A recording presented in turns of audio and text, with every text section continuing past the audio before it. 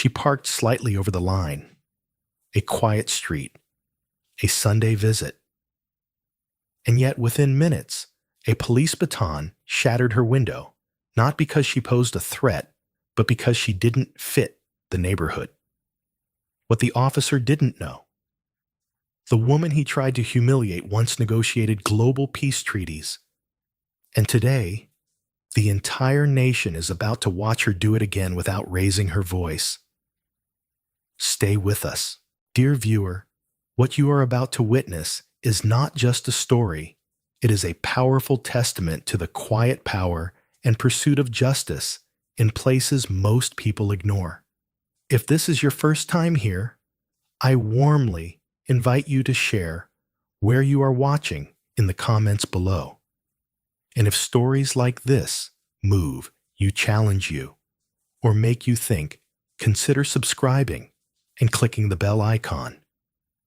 We share voices that deserve to be heard every day. Thank you for being here. Now let's get into the story.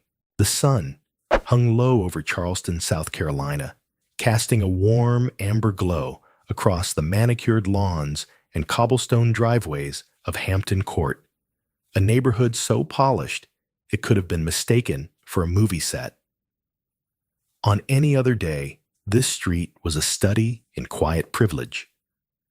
Wind chimes whispered in the breeze, sprinklers ticked across green yards, and porch swings creaked under the weight of stillness. But this wasn't any other day.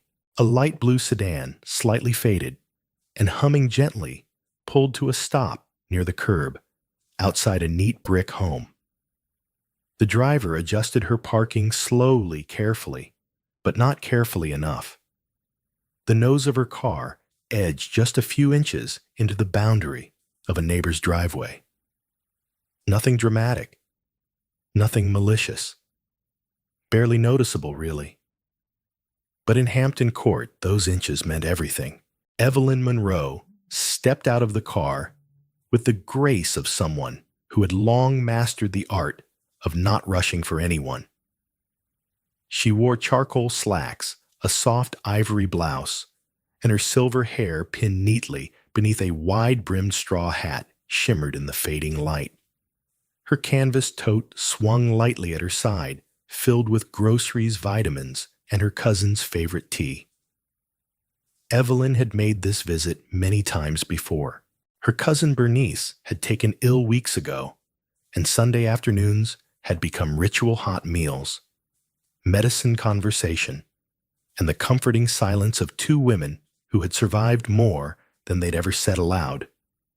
But today, something in the air felt thinner. A charge, as though the sky itself was holding its breath. Across the street, a curtain shifted. A pale hand drew it closed quickly, but not before Evelyn noticed. She didn't frown or pause. She simply exhaled slowly and reached for the back seat to retrieve her tote. Then came the sound she hadn't expected. Tires crunching against asphalt, not fast, but purposeful. A patrol car turned onto the street and glided toward her like a question looking for an answer it already believed it knew. It parked just behind her Ford engine, still running. The lights weren't flashing, but the presence was unmistakable. The kind of arrival that didn't ask, it declared. Evelyn's fingers tightened ever so slightly around her tote. The driver's door swung open. A young white officer stepped out, maybe late 20s. Crisp uniform, clean shave, and a jaw so square it looked drawn in pencil. Officer Garrett Wilkes. New to the Charleston PD. Raised in a family where service was spoken of like inheritance and obedience mistaken for justice. He didn't smile. He didn't greet. He walked forward with the posture of someone who believed authority was not a duty, but a weapon. "Ma'am, is this your vehicle?" he asked, his voice taut. Evelyn turned to face him fully, her tone polite but cool. "Yes, officer. I'm visiting my cousin. She's ill. "You're parked across a residential driveway," he said, not quite yelling, but sharp enough to slice. "This is a violation." I see that, she replied. "I can move it immediately if that helps." He didn't nod, didn't step back. Instead, he narrowed his eyes at her clothes, her face, her car. "You live here?" he asked. "No," she answered evenly. "But as I said, I'm visiting family. I've been coming here for years." The moment lingered longer than it needed to. Wilkes looked past her toward the house. No movement. No witnesses. Just the humming of the street lamp coming to life, and the faint rustle of magnolia leaves in the wind. "Do you have identification on you?" There it was, the pivot, the presumption, the unseen line now crossed. Evelyn studied his face carefully. She had once stared down diplomats across polished negotiation tables. She'd held her ground against men who thought shouting was the same as leading. And now she stood no badge, no title, only an aging black woman in a pale neighborhood being asked to explain her presence. "Am I suspected of something?" she asked gently. He shifted, uncertain whether her calmness was confidence or a challenge. "We received a call about a suspicious vehicle. Elderly woman, parked out of place, refused to move." "Suspicious?" she repeated, tasting the word. "Because I don't fit the picture, ma'am. I'm going to ask you again. ID, please." The street had fallen still. Somewhere a dog barked once. A light flicked on inside a nearby house, then off again. Someone was watching, maybe more than one, but none were stepping forward. Evelyn set her tote down carefully on the hood of her car. "You don't need to know who I am," she said. "You just need to respect that I am." Wilkes blinked. Then, as if something inside him snapped some string pulled too tight for too long, he stepped closer. "Step back from the vehicle. I told you I'd move it. Now." His hand went to his belt, not his radio, his baton. Evelyn froze, not in fear, but in a kind of stillness, so profound it startled him. She didn't move, didn't reach for her ID, didn't argue. She stood like a monument anchored unbending, too quiet to ignore. And just like that, Wilkes swung. The baton cracked against the window of the blue sedan. Glass splintered outward in a rain of shards catching the sunlight like crystal raindrops. The sound, sharp, sudden, brutal, reverberated down the block like a gunshot made of injustice. Inside, the car blood smeared across the passenger seat from a shallow cut on Evelyn's hand. Still, she didn't scream, didn't cry. She looked at him, eyes unmoving, breath controlled. Then, with the steadiness of a woman who had waited decades for a moment like this to be recorded, she reached into her coat pocket and pulled out a thin leather case, opened it, turned it toward him. Wilkes read the badge. U.S. State Department, retired, Office of Global Negotiation, Senior Conflict Advisor. His face drained of color. Evelyn said nothing. Somewhere down the street, a teen's voice whispered, "Oh my God," as he lifted his phone and hit record. Because this wasn't just a broken window. It was a mirror, a reckoning, a lesson that power, when wielded without humility, always reveals the cowardice hiding beneath the badge. The neighborhood had wanted her gone. Instead, they were about to learn who she truly was.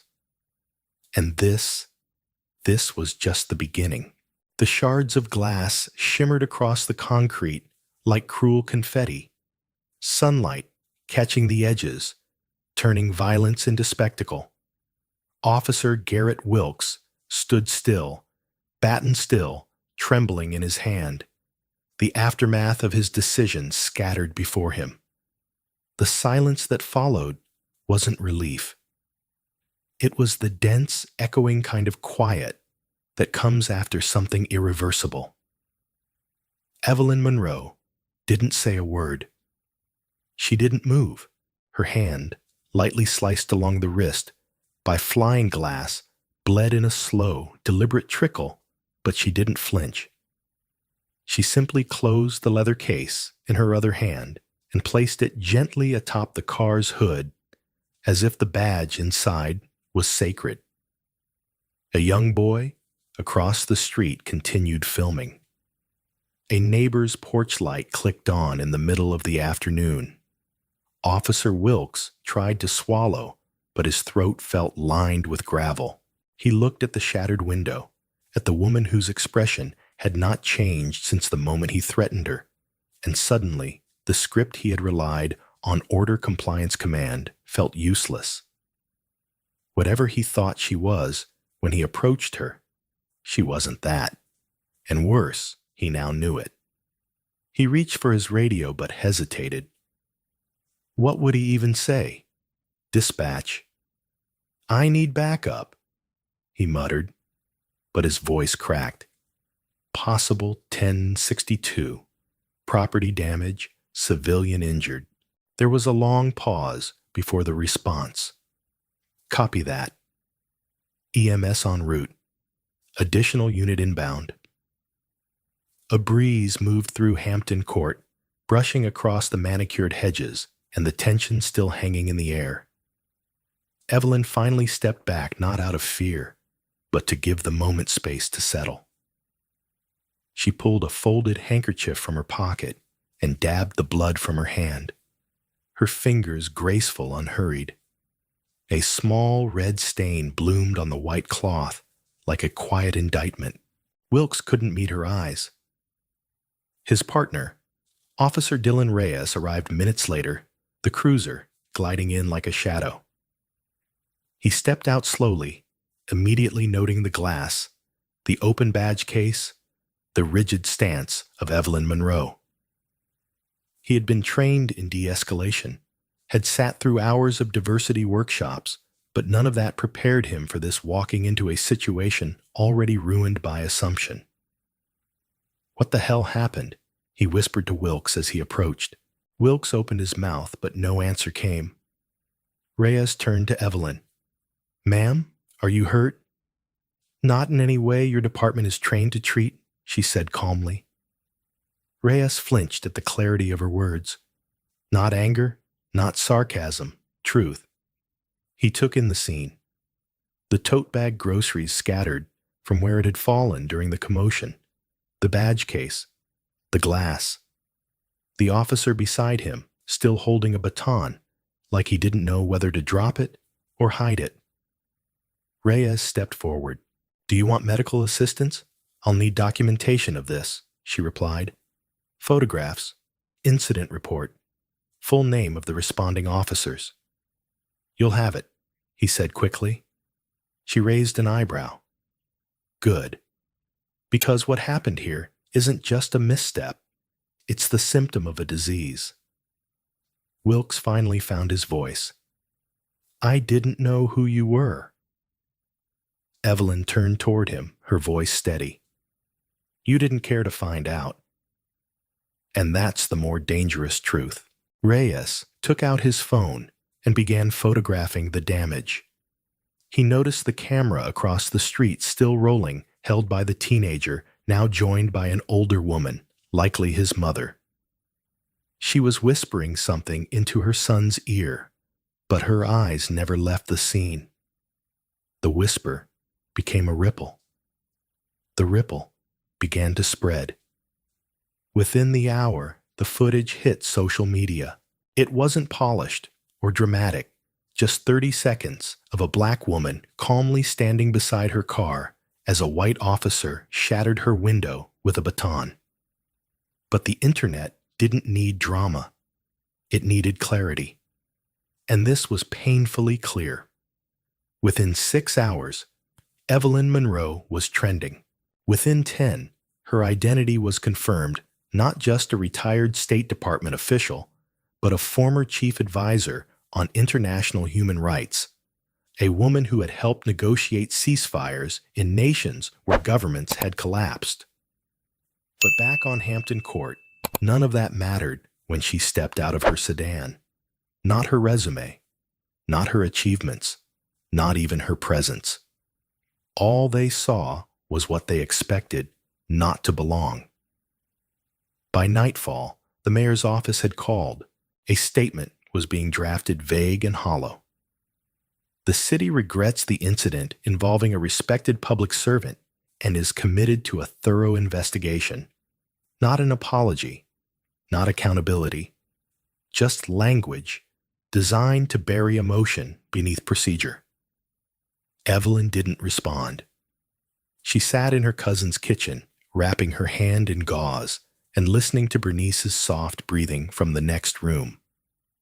The police had left. Her window was gone. Her dignity, however, was untouched. On the table lay her badge, her identification, and the paper Officer Reyes had handed her the incident number and contact info for internal affairs. Next to it sat a handwritten note, left quietly on her windshield, stuck under the wiper with a trembling clip. It read, "I'm so sorry. I saw everything. If you need a witness, I'm here. A neighbor." Evelyn read it twice. She folded it once, tucked it into her coat pocket, and exhaled because something had cracked open that day, and it wasn't just the window. It was the illusion that safety came with age, that civility came with experience, that a legacy could protect you from a uniform too eager to prove its purpose. In the coming days, statements would be issued, investigations would begin, journalists would circle, advocates would rally. But Evelyn wouldn't need to fight for recognition. She had already stood still and let the truth do the speaking, and the sound of that truth, sharper than shattered glass, was finally being heard. The story was no longer just Evelyn Monroe's. Somewhere between the moment the glass shattered and the hashtags appeared, it had become a reflection, and the nation was being forced to look. By the following morning, the footage had reached beyond neighborhood Facebook pages and local activist threads. Now, it played on breakfast news shows framed between political analysts and concerned headlines: retired diplomat detained by force window, broken trust, shattered officer under scrutiny. In some clips, they slowed down the moment of impact, showing the baton's arc again and again, as if examining a crime under a microscope would somehow make it less grotesque. But Evelyn didn't watch the news. She already knew how they framed women like her, either as saints to be mourned or anomalies to be excused. She didn't need to see the video to know what it meant. She'd lived its subtext her entire life. Instead, she sat on Bernice's porch in Charleston beneath a gray morning sky with a fresh cup of coffee and a stillness that refused to be hurried by media cycles. She hadn't made a statement, hadn't tweeted or gone live. But silence wasn't absence. It was calculation.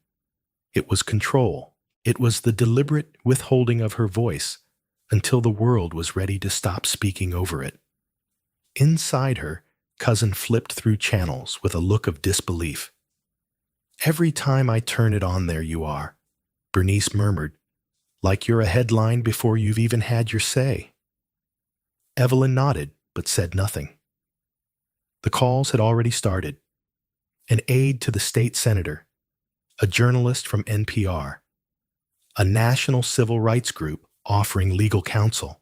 Even the president's outreach team had requested a briefing, not because of who Evelyn was now, but because of who they'd just discovered her to be. But she wasn't interested in being rediscovered. She was interested in being reckoned with. The mayor of Charleston held a press conference that afternoon, flanked by uniformed officers and legal advisors. He opened with the usual notes: community trust, respect, regret. "We are reviewing this matter thoroughly," he said. "It's a reminder that even those who serve with the best intentions can make mistakes." Evelyn heard that word and exhaled sharply. A mistake, she thought, doesn't swing a baton into a car window without asking a question. A mistake doesn't ignore calm words and clear identification. A mistake can be corrected. This was something deeper, something trained, something baked into the bones of authority. Later that evening, her phone buzzed with a text from Marla Chen, an old colleague from her days at the UN. "I just saw what happened. The world's watching now. Want me to connect you with press? The Guardian is asking." Evelyn typed and erased 3 different responses before settling on, "Let them watch." That's all they ever do. Still, she could feel the attention thickening around her, not like warmth, but like fog, indistinct, heavy, inescapable. In D.C., lawmakers debated adding Evelyn's name to a new policy proposal on law enforcement accountability. Civilian boards across 3 states requested access to the footage for training sessions. In classrooms, professors led discussions about race power and visibility, using her as the new case study for systemic breakdown in broad daylight. But for Evelyn, the noise outside was less interesting than the quiet that had followed inside herself. What had changed truly? Not her, not the officer, not the street where it happened. What had shifted was the illusion, the comforting lie that someone of her stature, her experience, her pedigree could exist outside the reach of suspicion. That lie was broken now. And what spilled out wasn't outrage, it was understanding. Because the real story wasn't that a black woman with power had been misjudged. The story was that she had to have power to be heard at all. 2 days later, a community forum was held at a local civic center. It was hastily organized, packed beyond capacity, people standing in the back, sitting cross-legged in aisles. They didn't come just to support Evelyn. They came because something in the video looked too familiar, too much like their own mother, their aunt, their neighbor, their child. Evelyn sat in the front row, quietly listening as people shared. A young delivery driver who had been stopped 4 times this year.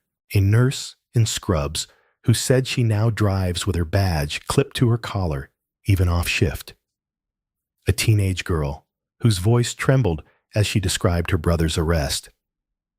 They didn't ask his name. They just told him to get down. When someone asked Evelyn to speak, she stood slowly. "I'm not here to be a symbol," she began. "Symbols are comforting, easy to put on shirts and forget after a week." The room went still. "I'm here because this isn't about me. It's about how quickly authority turns into assumption, and how dangerous that becomes when no one's trained to ask before they act." She paused, letting the weight of her words settle. "I wasn't hurt because they didn't know who I was.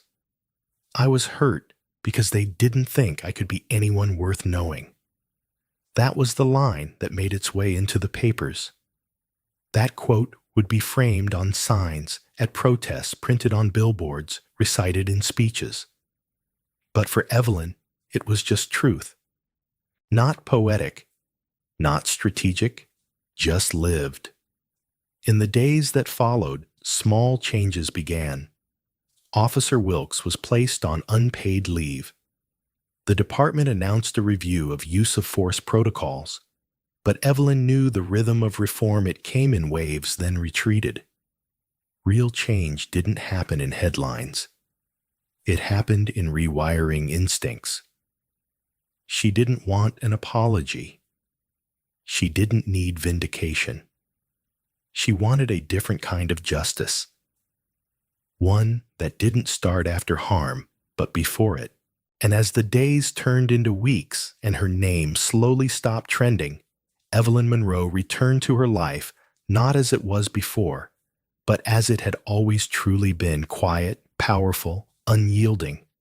Not because she stood taller now, but because the world had finally been forced to look at her clearly. And what it saw in her reflection was not anomaly. It was a mirror. And what we do with that reflection, that's the real story still being written. The courthouse was quiet, but it wasn't the stillness of peace.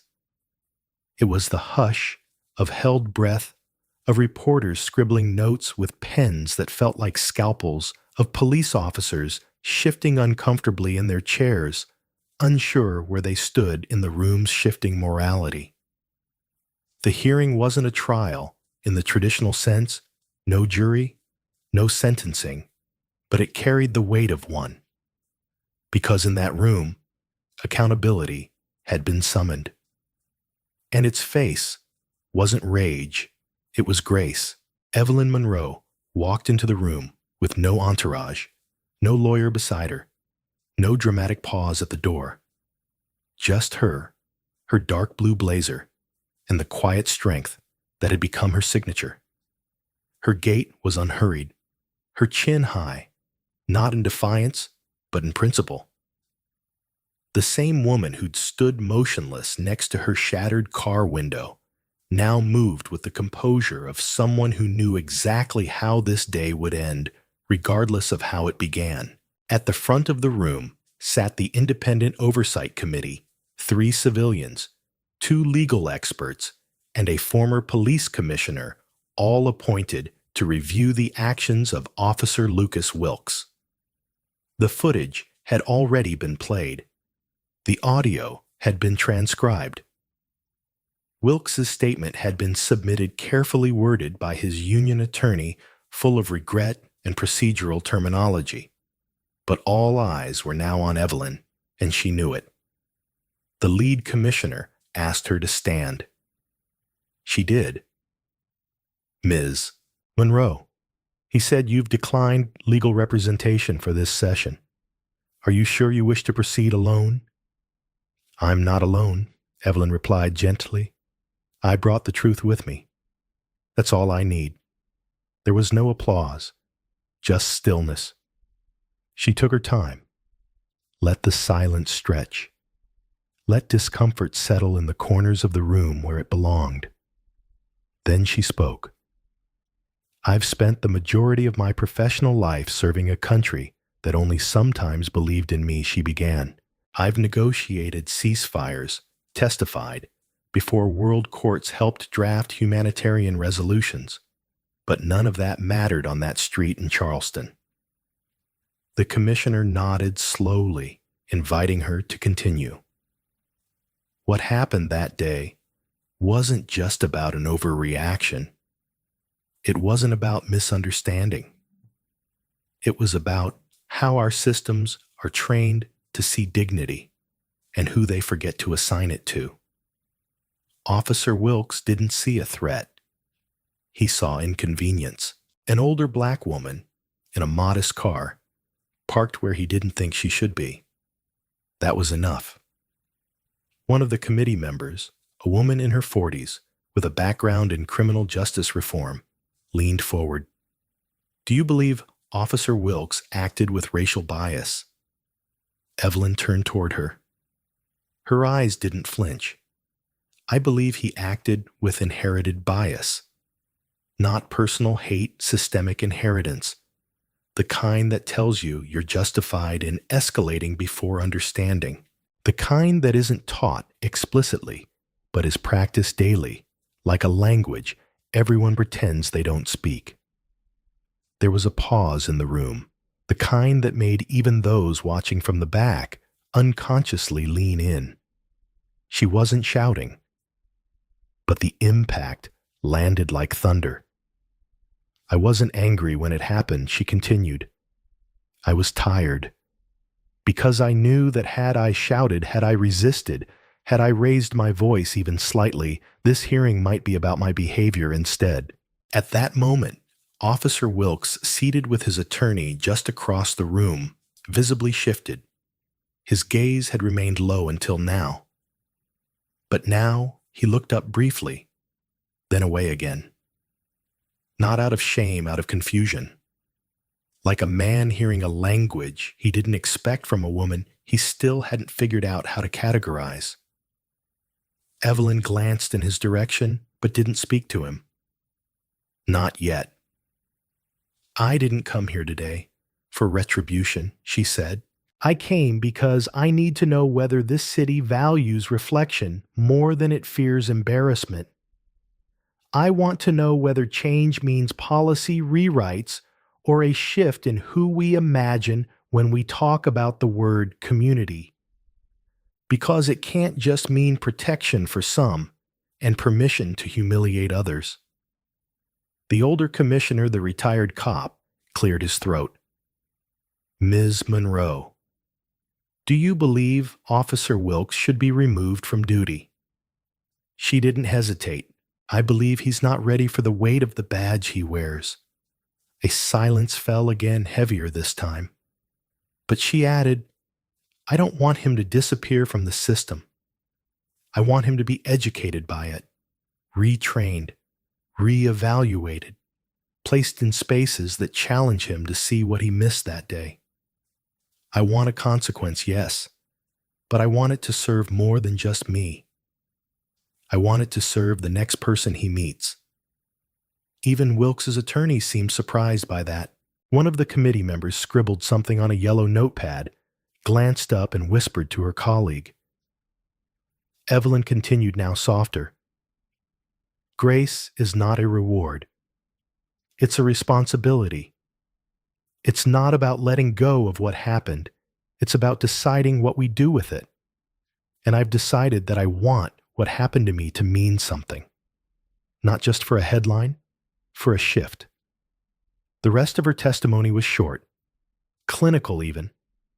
She answered procedural questions, confirmed timestamps, described her injuries, detailed how she filed her complaint.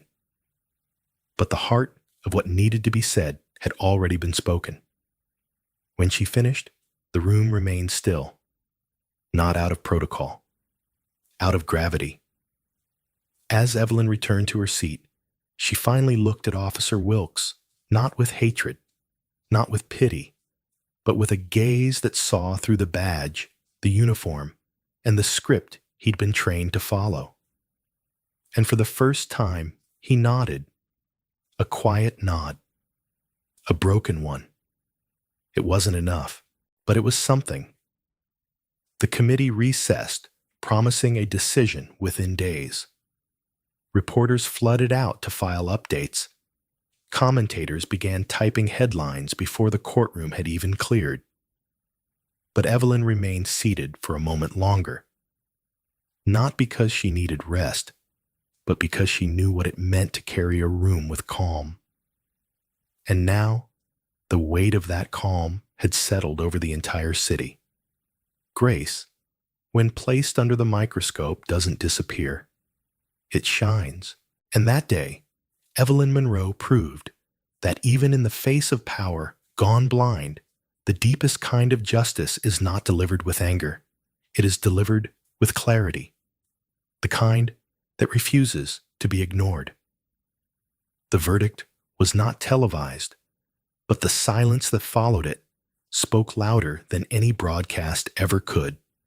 Officer Lucas Wilkes was removed from duty indefinitely with a mandate to undergo extensive retraining and public accountability programs. His name appeared in the news for another 48 hours before slipping quietly beneath the waves of the internet. But Evelyn Monroe's name did not fade. It echoed. Not because she demanded attention, but because her presence in that moment had shifted something immovable. She didn't attend rallies. She didn't give interviews. She declined every talk show request. Instead, she returned to her quiet home in Savannah, where the air smelled like salt and jasmine, and the sidewalks remembered her steps. There, she resumed the rhythm she had always loved, reading early in the morning, planting herbs by the window, walking the neighborhood where elders nodded and children now whispered, "That's her," with wide-eyed reverence. The local high school invited her to speak. She declined gently, but sent a letter that was framed in the hallway next to portraits of past principals. A university professor asked to include her case in a curriculum on public ethics. She agreed, but insisted her story be placed beside others, less public, less privileged, so that the students would understand that hers was not an isolated wrong, but part of a pattern. One Saturday morning, she passed by the church on Green Street and saw something that stilled her breath. A chalkboard leaned outside the chapel door, handwritten in thick white strokes. Stillness is not silence. It is strength waiting to be heard. E.M. Someone had pulled a quote from her testimony and placed it on sacred ground. She never asked who did it. Legacy, she realized, was not what you built for yourself, but what you left standing after you chose not to be moved. The young girl across the street, who used to wave shyly from her porch, now ran up one afternoon clutching a notebook. "Ms. Monroe," she asked, "how do you stay so calm when people try to make you feel small?" Evelyn knelt, not because she needed to, but so the girl wouldn't have to look up to find her answer. "You remember," she said gently, "that you are already more than they know. And then you let them be surprised when they find out." That evening, Evelyn sat beneath the sycamore tree in her backyard, the breeze threading through the leaves like memory. She wasn't waiting for justice. She had already met it in her breath, in her restraint, in the way her name had become more than just a footnote in a report. It had become an echo. And the country, finally, was learning how to listen. In the quiet streets of Charleston, South Carolina, Evelyn Monroe walked into history, not by shouting, not by demanding, but by simply being present. A former federal advisor, a woman of extraordinary poise and principle, she was mistaken for someone lesser, someone invisible. A routine visit to care for her ailing sister turned into a national reckoning when one officer's assumptions shattered more than just glass. What followed was not just a story of injustice, but of how quiet dignity can expose the loudest truths. Evelyn never raised her voice. She didn't need to. Her silence held weight. Her calm became resistance, and her refusal to be diminished became a statement. In a country long grappling with racial bias and unchecked authority, her stillness forced the system to see what it too often overlooks: the human behind the skin, the legacy behind the label, the wisdom behind the years. From a shattered window to a courtroom, from the porch of her sister's home to the hearts of thousands across the nation, Evelyn's journey became more than a headline. It became a mirror. And in that reflection, many saw themselves, their mothers, their mentors, their forgotten truths. Her name, once unknown to most, now echoes in classrooms, courtrooms, and conversations. Not because she sought fame, but because she embodied what it means to live with unshakable grace. The lesson here is simple, yet profound. Power does not always announce itself with volume or uniforms. Sometimes it walks softly, speaks slowly, and holds its ground with unwavering purpose. Evelyn's story reminds us that the fight for dignity doesn't always come with fists or protest signs. Sometimes it begins with a pause, with someone who refuses to move simply because they were told to. In your own life, you may never stand in front of a badge or a courtroom, but you will face moments where the world dares to underestimate you, And in those moments, remember Evelyn Monroe. Stand firm. Speak truth. Be still, but never silent. If this story moved you, made you think, or made you feel seen, don't let it fade. Share it. Talk about it. And most of all, subscribe to our channel to support more stories like this, stories that matter, stories that inspire, and stories that remind us who we truly are.